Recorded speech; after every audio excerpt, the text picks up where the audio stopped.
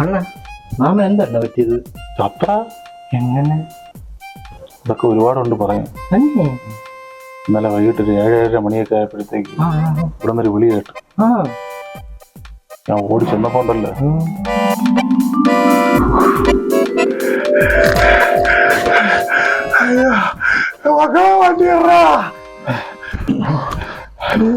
Mama എന്തിനാ ശ്വാസം മുട്ട ഭയങ്കര വലിയ ഇത്രയും വലിയ മീനൊക്കെ ഹൈദരാബാദിൽ നിന്ന് ഇറക്കിയിട്ട് അത് വിഴിഞ്ഞാ പോരാനോ നിങ്ങൾക്ക്? നീ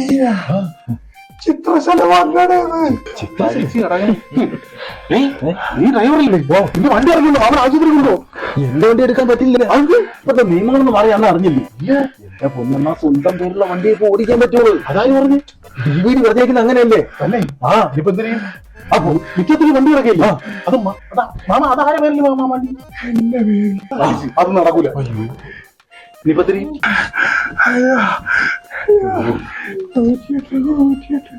ഹലോ, നമ്മളെ മാമന് നെഞ്ചുവേദന.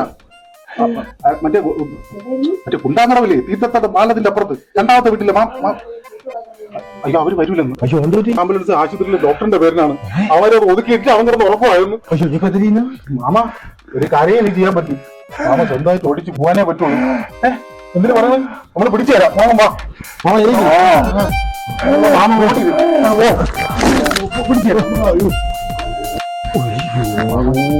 സ്റ്റാർട്ട് ചെയ്ത് പോകണം. ഓഹോ ഒരു പോകുന്നുണ്ട്.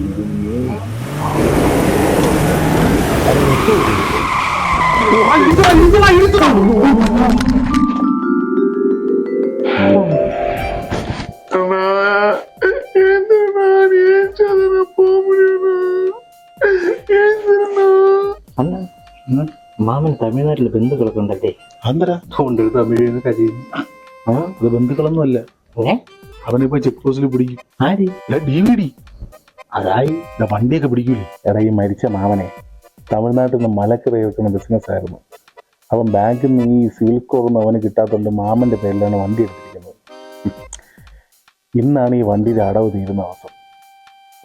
ഇന്നലെയാണ് ഈ DVD പുതിയ നിയമം വന്നത്. RC ബുക്കിലുള്ള പേരുള്ള ആളിന് മാത്രമേ വണ്ടി ഓടിക്കാൻ പാടുള്ളൂ. നിങ്ങേരി ഇവിടെ നിന്ന് ചെന്നാലേ ആ വണ്ടി ഓടിച്ചുകൊണ്ട് വരാനും പറ്റുള്ളൂ, പേര് മാറാനും പറ്റുള്ളൂ. പാവപ്പെട്ട കാശും പോയി, വണ്ടിയും പോയി, മാമനും പോയി.